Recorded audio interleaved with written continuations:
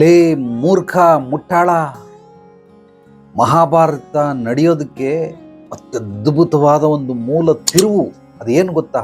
ದ್ರೌಪದಿ ಹೇಳಿದ್ದ ಮಾತು, ಕುರುಡನ ಮಗ ಕುರುಡ ಅಂತ.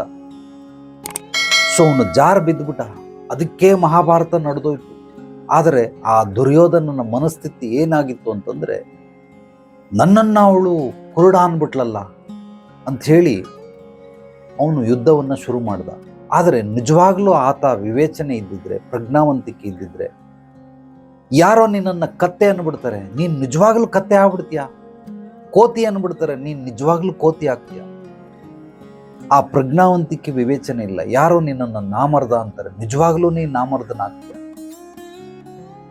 ಸೊ ಯಾರೋ ಹೇಳಿದ ತಕ್ಷಣನೇ ನೀನು ರಿಯಾಕ್ಷನ್ ಮಾಡಿದ್ರೆ ಖಂಡಿತವಾಗ್ಲೂ ನೀನು ಅದೇ ಅಂತ ಒಪ್ಕೊಳ್ತಾ ಇದೆಯಾ, ನಿನಗೆ ನೀನು ಒಪ್ಕೊಳ್ತಾ ಇದೆಯಾ. ಅದನ್ನು ನಾವು ಪ್ರಜ್ಞಾವಂತಿಕೆ ವಿವೇಚನೆ ಅಂತ. ಅಂದರೆ ಒಂದೊಂದು ಘಟನೆಗಳು, ಇಡೀ ನಮ್ಮ ಭೂಮಂಡಲದಲ್ಲಿ ಎಷ್ಟು ಯುದ್ಧಗಳು ನಡೆದಿದೆ, ಆ ಎಲ್ಲ ಯುದ್ಧ ನಡೆಯೋದಕ್ಕೆ ಒಂದೇ ಒಂದು ಮಾತು ಕಾರಣ, ಒಂದು ವಾಕ್ಯ ಕಾರಣ. ಆ ವಾಕ್ಯದಿಂದ ಯುದ್ಧಗಳು ನಡೆದಿದೆ. ಸಾವಿರಾರು ಲಕ್ಷಾಂತರ ಕೋಟ್ಯಾಂತರ ತಲೆಗಳು ಉರುಳೋಗಿದೆ. ಆದರೆ ಆ ಮಾತಿನ ಹಿನ್ನೆಲೆಯಲ್ಲಿ ನಾವು ಪ್ರಜ್ಞಾವಂತಿಕೆ ವಿವೇಚನೆಯನ್ನೇನಾದರೂ ಅಳವಡಿಸ್ಕೊಂಡಿದ್ರೆ ಖಂಡಿತವಾಗ್ಲೂ ಇದು ಯಾವುದೂ ಆಗ್ತಿರಲಿಲ್ಲ. ಸೊ ಯಾವಾಗಲೂ ಅತ್ಯದ್ಭುತವಾದ ಸಮಾಜಕ್ಕೆ ಅಥವಾ ಜನಗಳಿಗೆ ಉತ್ತರ ಕೊಡೋದು ಯಾವುದು ಅಂತಂದರೆ, ಗಾಲಿ ಕಾ ಜವಾಬ್ ಪಾಲಿಸೇದೇನಾ ಅಂತ.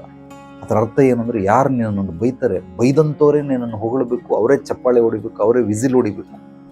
ಆ ಮಟ್ಟದಲ್ಲಿ ನಿನ್ನ ಕ್ರಿಯೆಗಳು, ಕರ್ಮಗಳು, ಕೆಲಸಗಳು ಮಾಡಿ ತೋರಿಸ್ಬೇಕೆ ಹೊರತು ಅವನು ಬೈದ ಅಂತ ಅಂದ್ಬಿಟ್ಟು ನಾನು ಬೈಯೋದ್ರ ಮೂಲಕ ಸೇಡು ತೀರಿಸ್ಕೊಳ್ಳೋದಲ್ಲ. ಇದನ್ನು ಸೇಡು ಅನ್ನಲ್ಲ, ಇದನ್ನು ಮುಯ್ಯಿಗೆ ಮುಯ್ಯಿ ಅನ್ನಲ್ಲ. ಕೆಲಸ ಮಾಡೋದ್ರ ಮೂಲಕ ಮಾಡ್ಬೇಕು ಕಣೋ. ಯಾವಾಗ ನಿನಗೆ ಅರ್ಥ ಆಗುತ್ತೆ ಇವೆಲ್ಲ?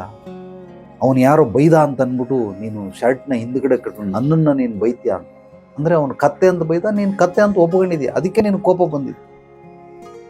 ನೀನು ನಿಜವಾಗ್ಲೂ ಕತ್ತೆ ಅಲ್ಲ ಅಂತಂದರೆ ಬಿಟ್ಬಿಡು.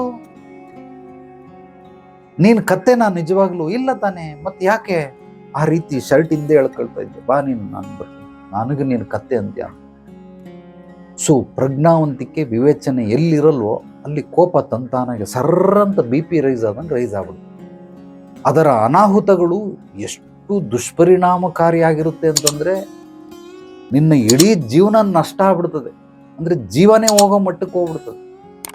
ನಾನು ಹೇಳೋದನ್ನು ನೀನು ಕೂಲಂಕುಷವಾಗಿ ಪರಿಶೀಲನೆ ಮಾಡು, ಮನನ ಮಾಡು, ಆಗೆಲ್ಲವೂ ನಿನಗೆ ಅರ್ಥ ಆಗುತ್ತೆ.